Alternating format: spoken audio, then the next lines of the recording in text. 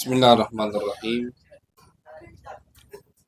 Al-Fatihah ila ruh habibina wa syafi'ina sayyidina Rasulillah sallallahu alaihi wasallam wa alihi wa ashabihi wa azwajihi wa ikhwanihi minal anbiya'i wal mursalin. Thumma ila arwahi masyayikhina wa li abaina wa ummahatina wa liman lahu haqqun alaina. Khususan jami'u hadhihi al-ahadith Al-Imam As-Suyuti wal-Imam At-Talidi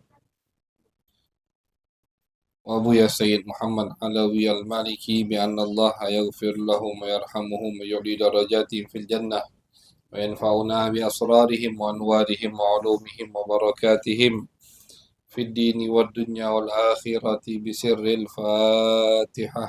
A'udzu billahi minasy syaithanir rajim. Bismillah. Alhamdulillah.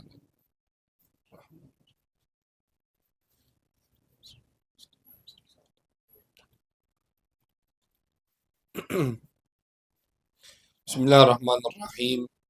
وبسند متصل إلى المؤلف رحمه الله ونفعنا به وبعلومه وبعلوم مشايخنا وبعلوم سائر الصالحين في الدارين آمين إلى أن قال باب ما ظهر في زمان رضاعه صلى الله عليه وآله وسلم من الخصائص والآيات. قال ابن إسحاق حدثني ثور ابن يزيد عن خالد ابن معدان عن أصحاب رسول الله صلى الله عليه وسلم أنهم قالوا أخبرنا عن نفسك.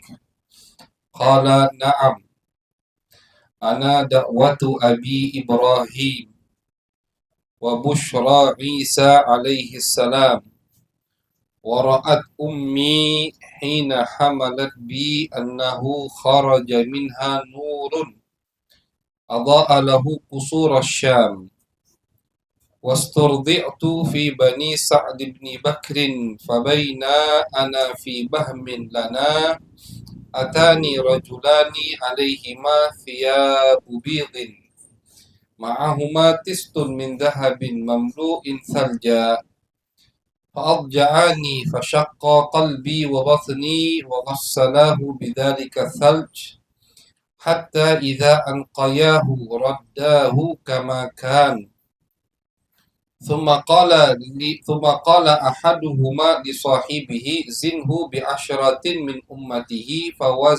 فوزنني بعشرة فوزنتهم ثم قال زنه ب100 من أمته فوزنني ب100 فوزنتهم ثم قال زنه ب1000 من أمته فوزنني ب1000 فوزنتهم فقال دعه عنك فلو وزنته بأمته لوزنهم. وعن أنس بن مالك رضي الله تعالى عنه أن رسول الله صلى الله عليه وسلم أتاه جبريل عليه السلام وهو يلعب مع الغلمان فأخذه فصرعه فشق عن قلبه فاستخرج القلب واستخرج منه علقة سوداء فقال هذا حظ الشيطان ثم غسله في طست من ذهب بماء زمزم ثم لأمه ثم أعاده في مكانه وجاء الغلمان يسعون إلى أمه يعني ذئره فقالوا إن محمدا قد قتل فاستقبلوه وهو منتقع اللون. قال أنس وكنت أرى أثر ذلك المخيط في صدره. وعن عتبة بن عبد السلمي رضي الله تعالى عنه أنه حدثهم وكان من أصحاب رسول الله صلى الله عليه وسلم أن رسول الله صلى الله عليه وسلم قال له رجل كيف كان أول شأنك يا رسول الله؟ قال كانت حاضنتي من بني سعد بن بكر فانطلقت أنا وابن لها في بهم لنا ولم نأخذ معنا زادا فقلت يا أخي اذهب فأتنا بزاد من عند أمنا فانطلق أخي ومكثت عند البهم فأقبل طائران أبيضان كأنهما نسران فقال أحدهما لصاحبه أهو هو؟ قال الآخر نعم فأقبلا يبتدراني فأخذاني فبطحاني. ثم ذكر باقي الحديث بنحو ما تقدم في حديث خالد بن معدان رضي الله عنه. Alhamdulillah, puji syukur kehadirat Allah Subhanahu wa taala, salawat dan salam kita haturkan kepada baginda Nabi besar Muhammad sallallahu alaihi wasallam. Alhamdulillah, tersambung kajian daripada pembacaan kitab Khasaisul Kubra, kelebihan yang Allah berikan untuk baginda Nabi besar Muhammad sallallahu alaihi wasallam, yang mana kita sekarang berada di bab yang akan menyebutkan kelebihan Nabi dari beliau disusui, atau ketika beliau waktu beliau di usia yang masih disusui, radha, disusui dan diasuh. Seperti yang kita ketahui bersama bahwasannya Nabi besar Muhammad sallallahu alaihi wasallam itu beliau ketika umurnya masih berapa hari atau berapa bulan diambil atau diasuh oleh perempuan yang Allah pilih. Itu adalah perempuan yang bernama Halimah As-Sa'diyah. Kata ulama, dari namanya saja itu udah pilihan. Halimah. Halimah itu artinya Halim, orang yang penuh kasih sayang, orang yang penuh kesabaran. As-Sa'diyah, qabilah As-Sa'diyah, arti saat bahagia. Jadi perempuan yang berkah, dari namanya saja sudah menunjukkan dia perempuan yang berkah dan pilihan dari Allah Subhanahu wa ta'ala. Cerita yang sangat masyhur, yang sangat terkenal, bagaimana Nabi besar Muhammad sallallahu alaihi wasallam bisa diasuh oleh Siti Halimah As-Sa'diyah. Karena memang adat orang Arab, mobil khusus orang Mekah dulu, itu ketika mereka memiliki bayi, bayinya itu disusui oleh orang-orang perempuan-perempuan yang masih tinggal di pelosok, yang masih tinggal istilahnya bukan di kota, tapi masih tinggal di kobilah-kobilah. Cuacanya lebih bagus, belum ada belum ada polusi, belum ada keramaian, belum bercampur dengan orang luar, sehingga bahasanya juga masih bagus, fasih. Itulah tujuan orang Arab dulu ketika mereka memiliki anak, mereka kirimkan anak mereka ke ibu susun. Adat yang sangat masyhur, adat yang selalu dilakukan oleh orang terdahulu. Di tahun Nabi Muhammad lahir itu kan banyak lahir anak-anak, dan semua laki semua, termasuk pemberian Allah untuk Nabi, kemuliaan Allah untuk Nabi. Di tahun lahirnya Nabi Muhammad, semua yang hamil atau yang lahir di tahun itu laki semua, anak kalau anak. Terdengar oleh perempuan Suson yang ada di kabilah As-Sa'diyah. Mereka dengar di Mekah banyak bayi. Akhirnya mereka rame-rame datang ke Mekah untuk ngambil bayi tersebut. Kenapa? Dapat upah, bukan gratis. Jadi orang nitipkan anaknya minta disusui oleh ibu Suson, dapat upah. Nah itu gawenya, jadi datang mereka. Termasuklah di antara mereka Siti Halimah As-Sa'diyah. Siti Halimah ini miskin, orang yang tidak punya. Keledainya pun udah takban. Istilah keledainya itu udah istilahnya kalau motor tahun berapa udah takban. Ketinggalan. Teman-temannya masih seger-seger keledainya, kudanya jalan. Ketinggalan Siti Halimah masuk ke kota Mekah. Akhirnya semua teman-temannya udah ngambil bayi-bayi yang di Mekah, tinggal Siti Halimah belum dapat jatah. Pas beliau nyampe ke Mekah, ternyata yang tersisa hanya baginda Nabi besar Muhammad SAW. Ini bisa kita lihat bagaimana Allah kalau menginginkan kebaikan untuk seseorang, pasti ada jalannya. Pasti. Tanpa dia. Jadi Al-Imam Ibn Atha'illah mengatakan, Allah Subhanahu wa ta'ala kalau ingin memberikan kepada hambanya kebahagiaan, yang memberikan nikmat, itu adhasyahu bi'ata'ih. Allah akan membingungkan kita dengan pemberian Allah. Makanya jangan sungkan-sungkan minta sama Allah. Allah kalau memberikan, kita bingung bagaimana ini bisa datang. skenario yang Allah buat itu tidak pernah terlintas oleh makhluknya. Jadi Siti Halimah As-Sa'diyah ketika tiba di Mekah udah habis bayi, tinggal Nabi Muhammad. Kenapa teman-temannya tidak mau ngambil Nabi Muhammad? Karena Nabi Muhammad yatim.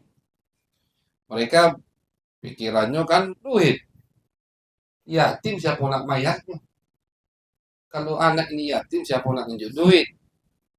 Kalaupun nunjuk duit tidak banyak pasti. Minta korting pasti. Kan begitu. Akhirnya mereka tinggal. Yang mereka ambil anak pembesar yang terkenal dengan kekayaannya. Masuklah Siti Halimah dengan suaminya. Nyari-nyari habis. Dikasih tahu tinggal satu, Muhammad yatim Abdullah. Akhirnya kata Siti Halimah, daripada kita pulang ke kabilah kita tangan kosong, udahlah malu kan, dah boleh, mendingan. Jadi Siti Halimah pun ketika ngambil Nabi pertama niatnya kayak terpaksa, daripada malu tak dapat bayi. Ya. Tapi kata Siti Halimah, falamma hadattuhu, ketika aku memeluk Nabi Muhammad, waqa'atuhu fi qalbi, langsung hatinya cinta sama Nabi. Yang tadinya tidak senang atau terpaksa, baru meluk langsung merasakan keberkahan dari Allah Subhanahu wa taala. Jadi bayangkan meluk Nabi. Meluk Nabi. Semua kebaikan dia peluk. Rahmat Allah itu Nabi dia peluk. Bagaimana dia tidak merasakan ketentraman jiwa? Baru meluk langsung. Akhirnya setelah beliau meluk Nabi, langsung cinta kata beliau. Naik keledai dengan suaminya, keledainya langsung gagah. Keledai langsung gagah, keledainya semangat. Keledai yang tadinya cuma jalannya berapa, ini ngebut. Sampai-sampai teman-teman Siti Halimah yang sudah duluan pulang disusul sama keledai. Teman-teman Siti Halimah bingung. Wahai Halimah, ini keledai yang tadi kau bawa pergi bukan? Apa keledai baru? Yang tadi kamu kan ketinggalan sama kami. Itu tadi ini keledai. Siti Halimah ketinggalan, masuk Mekah, temannya udah keluar semua dari Mekah. Habis itu disusul sama Siti Halimah. Keledainya yang tadinya ngos-ngosan jadi semangat, fit, punya stamina sehingga mengejar, nyusul teman-teman Siti Halimah karena di atasnya ada baginda Nabi besar Muhammad sallallahu alaihi wasallam. Itu waktu Siti Halimah nyampe ke rumah, kambing yang kurus, kambing kurus dan bisa diperas susunya, itu tiba-tiba langsung gemuk-gemuk. Sampai-sampai ibu-ibu susun yang lain, tetangga-tetangga Siti Halimah mengatakan kepada suaminya, kepada budak-budaknya, kepada anak-anaknya, ketika mau mengembala kambing, tuntuti kambing Halimah, peloki kambing Halimah. Kenapa? Ngapa kambing dia gemuk? Berarti punya tempat rumput yang dimakan seger. Iya, tuntuti, ikuti. Kembalalah kambing kita di tempat kambing Halimah dikembala. Dipeloki, tapi tidak segemuk kambing Siti Halimah. Tidak tahu mereka, bukan dari rumput, tapi dari Nabi Muhammad SAW. Keberkahan yang dimiliki oleh Siti Halimah, sumbernya adalah baginda Nabi besar Muhammad Sallallahu Alaihi Wasallam. Jadi luar biasa yang dialami oleh Siti Halimah ketika Nabi berada di rumah beliau. Ini Nabi Muhammad SAW beliau menceritakan apa yang terjadi di masa itu, di waktu itu, ketika beliau sedang di rumah atau disusui, diasuh oleh Siti Halimah As-Sa'diyah. Nabi sampai umur 4 tahun. Jadi Nabi lumayan lama, dari bayi sampai umur 4-5 tahun kurang lebih. Dan di 4-5 tahun itu dibalikan, habis itu diambil lagi, dibalikan, diambil lagi begitu. Bukan dari awal sampai akhir sama Nabi, tidak, sama ibunya tidak. Dikembalikan sama Siti Halimah, ibunya minta diantar. Letaknya itu sebelum Taif. Qabilah Siti Halimah yang diasuh di situ Nabi, Qabilah As-Sa'diyah itu letaknya khilaf ulama. Ulama mutaqaddimin, ulama dulu ngomongnya di Taif. Tapi ulama sejarah yang baru-baru sekarang ini, salah satunya ada sering datang waktu kita di Abuya Ahmad, Dr. Adnan. Beliau ini doktor sejarah di kuliah Ummul Qura. Nah, beliau meneliti sejarah Nabi Muhammad. Salah satu penelitian beliau yaitu kabilah Bani Sa'ad yang Nabi diasuh, disusui oleh Siti Halimah itu sebelum Taif. Artinya lebih dekat ke kota Mekah. Perbatasan Mekah dan Taif. Tapi ulama dulu mengatakan kabilah itu setelah Taif atau di Taif. Dan perselisihan ini tidak masalah itu. Kenapa? Karena memang wong kabilah itu orang-orang Arab yang tinggalnya masih di kabilah itu tidak menetap di satu tempat. Pindah-pindah. Makanya mereka itu istilahnya ruhal. Kalau di istilah kita, ruhal. Ruhal itu orang yang setahun mungkin tinggal di sini, tahun depan kosong udah. Pas kita datang, nah, dulu ada kampung, ada desa, ada kabilah di sini. Sekarang kosong, mana pindah ke sana. Jadi mereka itu tinggal di tempat yang di situ ada air. Airnya habis, pindah. Itu Badui atau kabilah Arab. Jadi perselisihan ini tidak menutup kemungkinan karena memang kabilah itu tinggalnya pindah-pindah. Nabi di situ sampai 4-5 tahun dan ketika Nabi berhasil mensucikan kota Mekah di tahun 8 Hijriah, kemudian Nabi memerangi kabilah Hunain dekat dengan kabilah Siti Halimah tempatnya. Di situ Siti Halimah datang menghadap Nabi Muhammad SAW. Jadi Siti Halimah ini muslimah, sahabiyah. Beliau, suaminya, anak-anaknya semua sahabat Nabi besar Muhammad SAW. Beliau muslimah datang disambut ibu, sambut sama Nabi, dikasih puluhan kambing, dikasih duit, emas, dikasih perak, ditawari sama Nabi. Pengen ikut kami dah, wahai Umi, ke Madinah dah, kata Siti Halimah. Biasa, orang tua kadang lebih senang tinggal di tempat dia tu lah. Tapi beliau meninggal di Madinah. Setelah Nabi wafat di zaman lupa Al-Fakir Allah alam, kalau saya zaman Sayyidina Umar, beliau pindah ke Madinah dan meninggal di Madinah, Siti Halimah. Kuburannya di Madinah. Jadi kalau kita umrah atau haji, insya Allah ziarah baqi, pemakaman yang ada di Madinah, jangan lupa cari pemakaman Siti Halimah. Tanya sama yang bawa, mana kuburan Siti Halimah? Anda dipisahkan. Itu kuburan Siti Halimah As-Sa'diyah, ibu susun Nabi Muhammad SAW. Tidak mungkin sembarangan perempuan yang Allah izinkan untuk menyusui Nabi besar Muhammad SAW. Pasti itu perempuan yang berkah.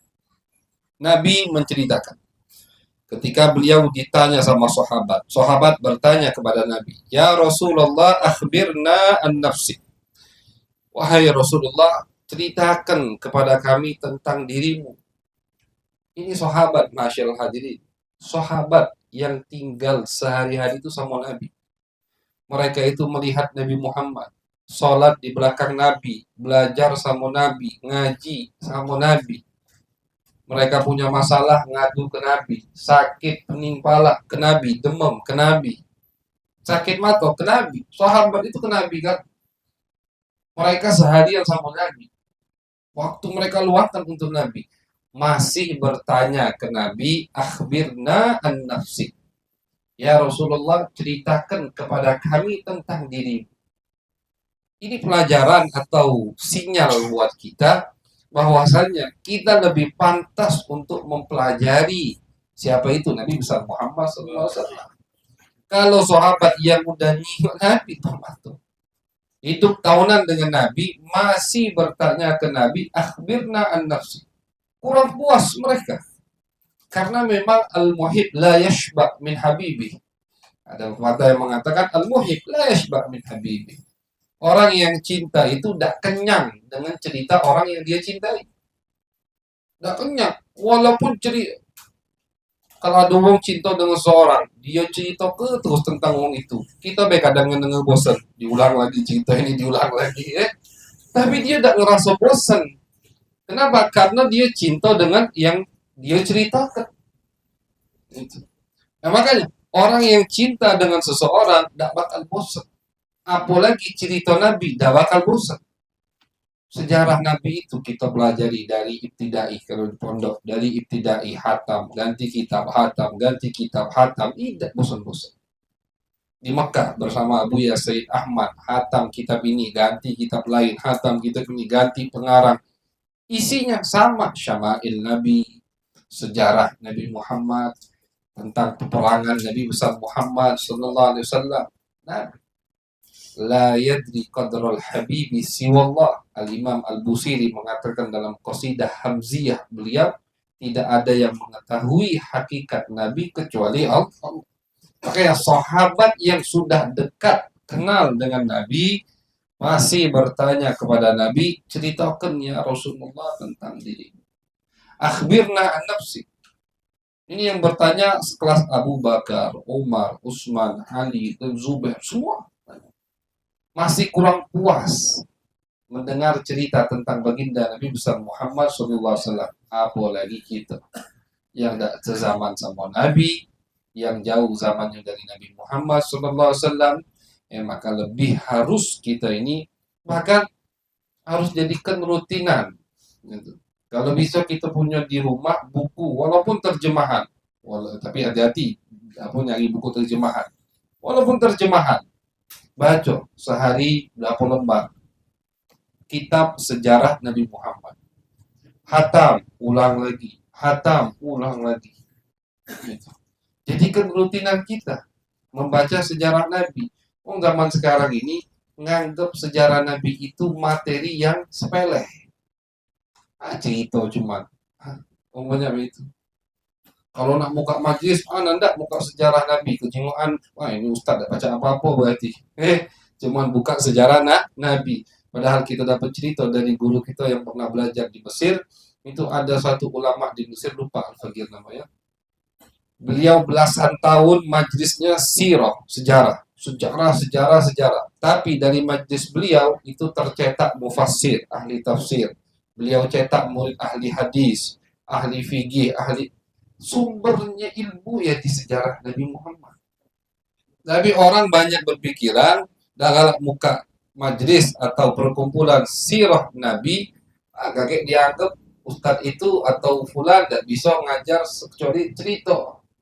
Pengennya buka fikih, pengennya buka tafsir, biar hebat ini tafsir aja. Padahal dia tahu sumber itu ada di sejarah Nabi Muhammad SAW. Di sejarah Nabi semua. Pengen apa gitu? Ada kalau di sejarah Nabi. Bahkan orang tidak bisa memahami Al-Quran, tidak bisa memahami hadis, tidak bisa memahami hukum dengan maksimal kecuali dia ambil pelajaran dari sejarah Nabi Muhammad. Fikihnya ngelotok, tapi kaku fatwanya kalau tidak baca sejarah Nabi. Ngelotoklah fikih. Istilahnya kitab fikih Syafi'i di luar kepala, bulak-balik. Tapi kosong, nol dari sejarah Nabi, fatwanya amburadul. Fatwanya bukan membangun, bukan mempersatukan, malah mempercah belah umat. Kenapa? Kosong dari sejarah Nabi. Apal Quran, apal hadis, fatwanya tidak bakal benar, pemahamannya tidak bakal benar kecuali dia membaca sejarah Nabi Muhammad SAW. Sejarah Nabi itu tafsir untuk Al-Quran. Sejarah Nabi itu tafsir untuk syariat Nabi Muhammad SAW. Semua ada di sejarah Nabi. Nah, makanya kalau sahabat saja bertanya kepada Nabi tentang pribadi Nabi Muhammad, tentang sejarah Nabi Muhammad, kita masyaallah hadirin jauh lebih pantas untuk membaca sejarah Nabi. Jadi sahabat, ya Rasulullah, akhbirna an nafsi. Qala na'am. Dijawab sama Nabi, iya. Nabi di sini ini juga pesan untuk orang yang suka mengatakan, oh kalian ini berlebihan memuji dan memuja Nabi Muhammad. Kalian berlebihan dalam mempelajari sejarah Nabi. Kalau mereka sahabat berlebihan, pasti dinasehati sama Nabi. Tapi tidak dijawab na'am sama Nabi. Artinya apa? Artinya Nabi mengikrarkan bahwasannya yang diminta oleh sahabat itu adalah hal yang bagus, yang baik. Makanya dijawab iya sama Nabi, diiyakan sama Nabi. Nabi tidak mungkin ngeiyakan kalau itu tidak baik. Pasti dibantah sama Nabi. Makanya sahabat ketika bertanya tentang Nabi, tanya-tanya Nabi tentang diri beliau, beliau jawab. Karena beliau tahu dalam mempelajari kepribadian Nabi itu adalah bentuk pendekatan diri kepada Allah.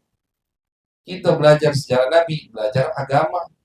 Kita mendekatkan diri dengan Nabi, berarti dekat dengan Allah. Makanya dijawab sama Nabi. Naam. Dan Nabi tahu bahwasanya makhluk itu tidak mampu, tidak bisa untuk mengetahui semua apa yang ada pada diri Nabi Muhammad. Sayyidina Abu Bakar itu kan sama Nabi dari Nabi belum dilantik sama Allah. Sayyidina Umar dan sama semua. Nabi tahu mereka ini tidak bisa mengetahui secara keseluruhan tentang Nabi Muhammad. Makanya mereka bertanya lagi ke Nabi. Dijawab sama Nabi. Ana dakwatu Abi Ibrahim. Salah satunya. Kata Nabi, aku adalah bentuk ijabah Allah untuk doa Nabi Ibrahim. Nabi Ibrahim ketika selesai membangun Ka'bah, di dalam surat Al-Baqarah juz 1 akhir diceritakan, selesai beliau bangun Ka'bah, beliau ajak putranya Ismail untuk berdoa kepada Allah. Ya Allah, Rabbana taqabbal minna, terima ini dari kami. Rabbana banyak. Salah satu doanya, ya Allah, wa ba'ath fihim rasulan minhum yatlu alaihim ayatihi wa zakihim wa yu'allimuhumul kitaba wal hikmah. Ya Allah, utus untuk orang Mekah, dari Mekah, satu utusan yang mengajarkan mereka ayat-ayatmu dan mensucikan batin mereka. Itu doa Nabi Ibrahim. Diaminkan sama Nabi Ismail. Nabi Ismail bagian amin di belakang.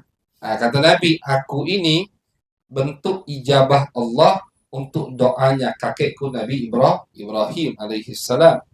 Wa busyra Isa alaihi salam. Dan aku adalah kabar gembira yang diberitahukan oleh Isa untuk kaumnya. Jadi Nabi Isa ketika diutus oleh Allah, beliau mengatakan kepada kaumnya, aku utusan Allah. Aku Bashir Nadir. Aku membawa kabar gembira. Yaitu nanti setelah aku akan ada utusan yang bernama Ahmad. Ini diceritakan di Al-Quran di surat As-Saff. Allah ceritakan wa mubasyiran bi rasuli ya'ti min ba'di ismuhu Ahmad. Kata Nabi Isa, aku membawa kabar gembira kepada kalian wahai umatku bahwasanya nanti setelah aku akan ada nabi yang bernama Ahmad. Dan ini bukan hanya Nabi Isa, cuman di Al-Quran yang diceritakan sama Allah cuman Nabi Isa. Sebelum Nabi Isa, para anbiya itu mereka semua memberitahukan kepada kaumnya bahwasannya akan ada nabi akhir zaman yang bernama Ahmad. Jadi memang nabi itu terkenal di umat terdahulu dengan nama Ahmad. Sebagaimana kebalikan, setiap nabi pasti memperingatkan umatnya tentang Dajjal. Begitu juga setiap nabi memberikan kabar gembira untuk umatnya tentang Nabi Muhammad SAW. Kata Nabi Muhammad, setiap nabi sebelum aku pasti memperingatkan umatnya dengan Dajjal. Hati-hati dengan Dajjal. Saking bahayanya Dajjal. Yang kita lihat sekarang ini, ma'asyil hadirin, kerusakan, keributan, di sana perang, di sini perang, di sini ruwet. Dunia lagi ruwet. Yang tak nyingok kabar enak sekarang ini. Tapi kalau nyingok kabar, boom di sini, boom. Tak selesai-selesai. Maksiatan, macam-macam. Itu bagian sedikit dari fitnahnya Dajjal.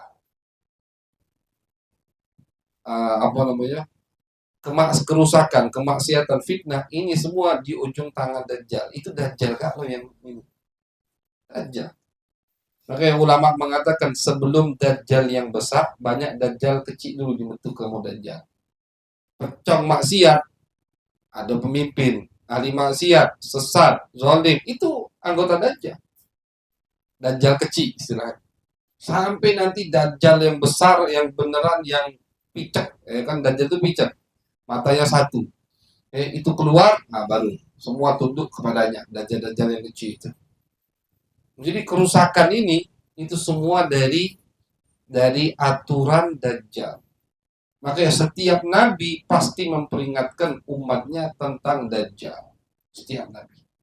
Nah, Nabi Muhammad tidak hanya memperingatkan, beliau juga memberitahukan Bagaimana cara untuk kita selamat dari fitnah Dajjal? Salah satunya rutin baca surat Kahfi setiap hari Jumat. Itu salah satunya. Salah satu untuk menjadikan kita jauh dari fitnah dan Dajjal. Wa bushra Isa alaihi salam wa ra'at ummi hina hamalat bi annahu kharaja minha nurun adha'a lahu qusur Syam.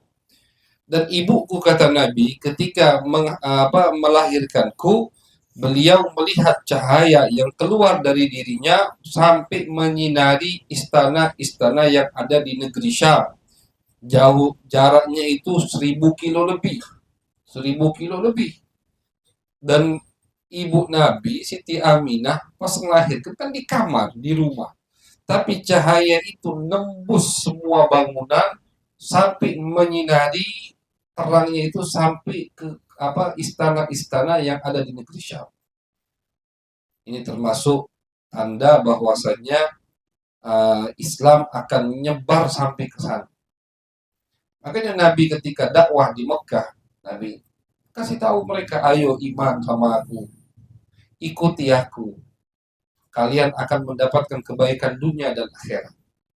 Kebaikan dunia, kata Nabi, kerajaan Persia, kerajaan Syam, kerajaan Yaman itu akan tunduk kepada kita. Mereka ketawa kan, ini Majnun ini. Nabi waktu itu belum ada pengikutnya, masih sedikit, masih lemah. Maksudnya bukan Nabi lemah, tapi Muslim belum banyak. Nabi udah omongkan. Makanya Sayyidina Khalid bin Walid itu beliau ketika menjadi panglima perang di peperangan Yarmuk, peperangan yang di situ kerajaan Romawi di Syam jatuh. Jadi beda. Sahabat melawan Romawi itu cuma sekali peperangan. Jadi Romawi habis-habisan. Kita sekali yang lawan. Pasukan kita kerahkan Galo, menang-menang, kalah-kalah. Beda dengan Persia. Sahabat ketika melawan Persia, kalau kita baca di sejarah, waduh, di sini kayak perang. Kota berikutnya perang lagi. Kerajaan Persia dikit-dikit ngirimnya. Tapi dikitnya itu udah puluhan ribu. Dikitnya itu udah puluhan ribu. Kalah. Maju lagi pasukan Muslim ke kota berikutnya. Dikirim lagi pasukan oleh Raja Persia. Jadi peperangan yang terjadi di Irak, itu semua Irak pada saat itu banyak. Beda dengan peperangan yang terjadi di Syam ketika melawan Romawi, cuma sekali peperangan yang besarnya itu. Karena kerajaan Raja Romawi Kaisar itu mengatakan udah kita sekali berperang.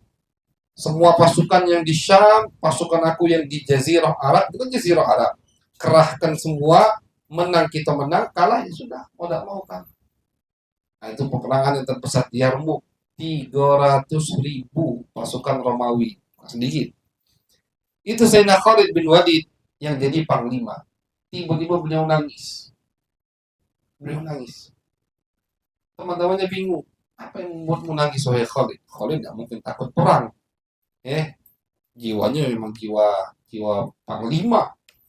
Apa kata Sayyidina Khalid? Aku ingat dulu pas Nabi dakwah di Mekah. Nabi itu udah nyebutkan puluhan tahun yang lalu.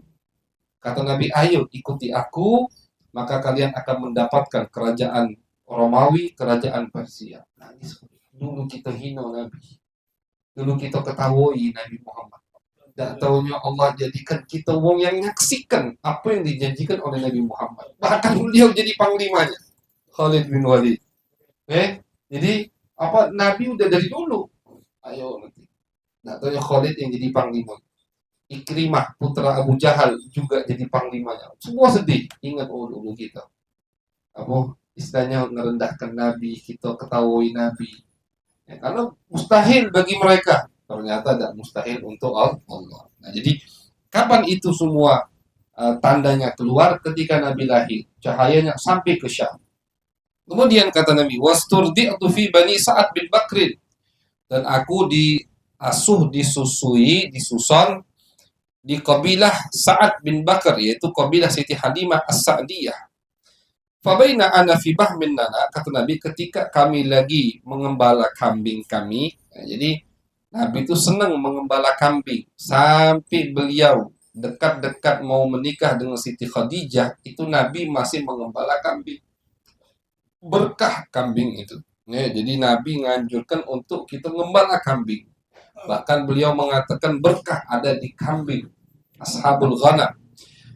Tiba-tiba kata Nabi, datang dua orang yang memakai pakaian yang berwarna putih. Ada wong ini kata Nabi, ini di bab ini ada 3 hadis, kita gabungkan karena sama ceritanya. Kata Nabi, dua wong ini datang, tiba-tiba mereka datang dan mengambilku. Dua wong baju putih bersinar-sinar. Nabi dengan teman-temannya umur masih 3 tahun, 3 tahun, 4 tahun. Tapi ini udah di akhir-akhir waktu Nabi bersama Siti Halimah As-Sa'diyah. Tiba-tiba datang dua orang, ngambil Nabi. Huwa, kata dua orang tadi, ini bukan orangnya. Iya ini, diambilnya. Ini Nabi yang cerita, diambilnya. Tiba-tiba Nabi diambil, ditiduk ke Nabi. Fasyaqqa qalbi wa batni, dadaku dibelah, kata Nabi. Dadanya Nabi dibelah. Ketika dada Nabi dibelah tadi, teman-temannya belagi kalau balik ke uminya, ngelapor. Umi Muhammad dibunuh. Mereka tidak tahu kan, tidak ngaji. Muhammad dibunuh, Muhammad diculik. Bingung Siti Halimah, panggil suaminya, ngejot langsung mendatangi tempat Nabi Muhammad SAW. Tapi pas Siti Halimah sampai, udah selesai operasi itu. Operasinya udah selesai. Nabi udah pucat deh. Udah selesai, tapi Nabi pucat. Nah, ditanya sama Siti Halimah, kenapa kau wahai Muhammad? Diceritakanlah sama Nabi. Tadi datang dua orang, wahai. Aku ditidurkan, kemudian dadaku dibelah, mengeluarkan sesuatu dari dadaku, dicuci dengan wadah dari emas. Airnya air Zam-Zam. Diriwayatkan airnya air Zam-Zam. Dicuci dadaku, kemudian ditaruh lagi. Yang diambil tadi ditaruh lagi, ditutup. Operasi malaikat untuk Nabi Muhammad. Anas bin Malik mengatakan, aku melihat bekas belahan itu. Jadi bekasnya itu, kata Anas, masih ada. Anas bin Malik kan setelah Nabi di Madinah baru ketemu Nabi. Kata Anas, qala Anas wa kuntu ara athara dzalikal makhit fi sadri. Aku melihat bekas jahitan itu masih ada di dada Nabi Muhammad sallallahu alaihi wasallam. Ini termasuk mukjizat dan irhasan, kelebihan dari Allah untuk baginda Nabi besar Muhammad sallallahu alaihi wasallam, yaitu beliau diberikan khilaf ulama. Jadi yang pertama yang harus kita bahas, ada 2 pembahasan. Berapa kali terjadi atau berapa kali dibelah dada Nabi Muhammad? Dibelah dada Nabi Muhammad itu terjadi sebanyak 4 kali. Ini kan pembelahan dada Nabi Muhammad. Kalau di bab sejarah itu bahasa Arabnya syaqqu sadrihi syarif. Dibelah dada beliau. Itu 4 kali. Yang pertama kali ketika umur beliau 4 tahun ini, masih di rumah Siti Halimah As-Sa'diyah. Yang kedua kali ketika beliau umur mau dewasa, pas nak masuk umur balik, dibelah lagi. 3 kali ketika beliau mau dilantik oleh Allah, dibelah lagi. Keempat kali ketika mau Isra Mi'raj. Jadi 3 terjadi sebelum beliau dilantik oleh Allah, 1 terjadi setelah beliau sudah menjadi nabi. Makanya pembelahan dada ini bisa dinamakan mukjizat karena terjadinya setelah beliau. 1 terjadi setelah beliau jadi nabi, bisa dinamakan irhasat. Irhasat itu keanehan yang terjadi pada nabi, cuman beliau belum dilantik oleh Allah. Itu namanya irhasat. 4 kali dibelah dada Nabi Muhammad, 3 sebelum beliau dilantik oleh Allah, yang terakhir setelah beliau dilantik oleh Allah. Hikmahnya kenapa? Kata ulama, hikmahnya yang pertama, beliau masih kecil. Ada hadisnya itu, ada lafaz hadisnya. Ulama mengatakan, apa yang diimbek lapo? Nabi dibelah, kemudian diambil segumpal daging, dicuci, dibalikkan lagi. Dalam lafaz hadis itu disebutkan di sini, dalam lafaz hadis malaikat menyebutkan hada hadzuz syaitani minka. Itu lafaz hadis. Hadis riwayat Anas bin Malik. Diriwayatkan oleh Imam Ahmad dan Imam Muslim dalam kitab Sahih Muslim. Kata malaikat, ini bagian setan dari dirimu. Itu lafaz hadisnya. Ini bagian setan dari dirimu. Maka dari itu, sebagian ulama mentakwilkannya bahwasanya yang diambil oleh malaikat itu apa? Itu pintu untuk setan masuk. Dan setiap umat manusia, setiap manusia, siapapun itu, yang lahir ke muka bumi ini, pasti memiliki pintu tersebut. Pintu jalan untuk setan masuk. Makanya sama malaikat, ketika Nabi umur 4 tahun, diambil pintu tersebut, dibersihkan, sehingga setan tidak bisa masuk ke Nabi. Ini lafaz hadisnya begitu. Lafaz hadisnya ini bagian setan dari dirimu. Lafaz hadisnya saja itu. Ini bagian setan dari dirimu. Makanya sebagian ulama, apa maksudnya bagian setan dari dirimu? Itu takwilannya. Sebagian ulama mentakwilkan begitu. Maksudnya itu bagian setan untuk masuk ke tubuh manusia. Setiap manusia yang lahir pasti memiliki pintu bagian tersebut. Mungkin ada yang bertanya, ngapa Allah melahirkan Nabi udah ada hati pintu itu? Kan bisa aja. Apakah Allah? Nauzubillah, hasya, tidak mungkin Allah lah terjadi baru ingat. Itu kita makhluk. Allah tidak mungkin jadi itu. Pasti ada hikmahnya. Kenapa Allah tidak melahirkan Nabi? Sudah tidak ada pintu itu pada diri Nabi. Sehingga tidak perlu dibelah-belah lagi. Ada kata ulama. Sengaja malahan. Pertama alasannya, karena beliau adalah Muhammad al-Insanul Kamil. Nabi itu adalah manusia yang sempurna. Sempurna Nabi. Bukan hanya bagian agama Nabi sempurna, tapi postur tubuh Nabi, ciptaan Nabi juga sempurna. Termasuk kesempurnaan manusia lahir dengan pintu itu. Makanya sama Allah dilahirkan Nabi dengan pintu setan itu. Karena kalau tidak lahir dengan pintu itu berarti tidak sempurna. Makanya Nabi itu sempurna bahkan dari segi kekuatan. Beliau kuat, beliau fisiknya kuat, beliau semua sempurna Nabi Muhammad. Makanya Allah lahirkan Nabi dengan pintu tersebut karena beliau manusia yang sempurna. Kemudian alasan kedua, biar ada cerita seperti ini.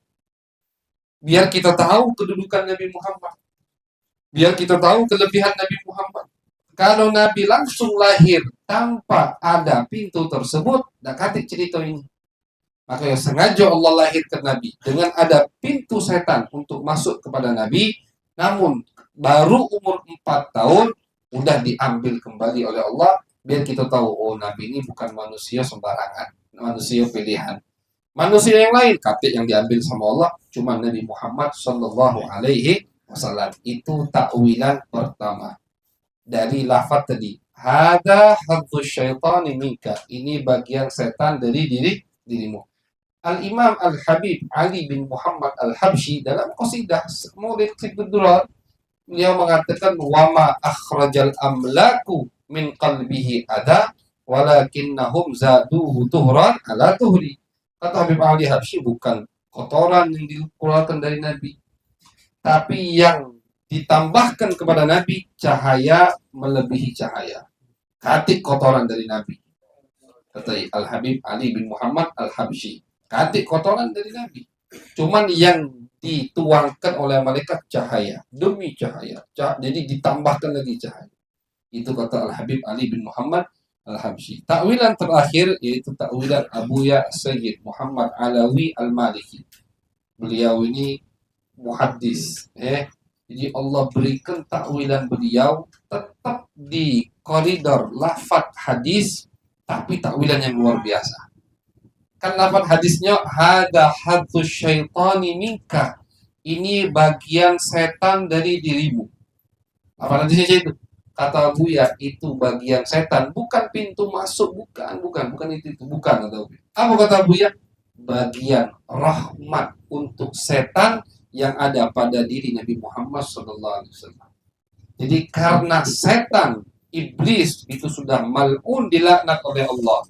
Tak mungkin iblis setan itu taubat lagi, tapi Nabi itu penuh dengan rahmat. Wa ma arsalnaka illa rahmatan lil alamin. Beliau itu rahmat, semua dapat rahmat Nabi. Kafir pun dapat rahmat Nabi, tapi setan tidak dapat.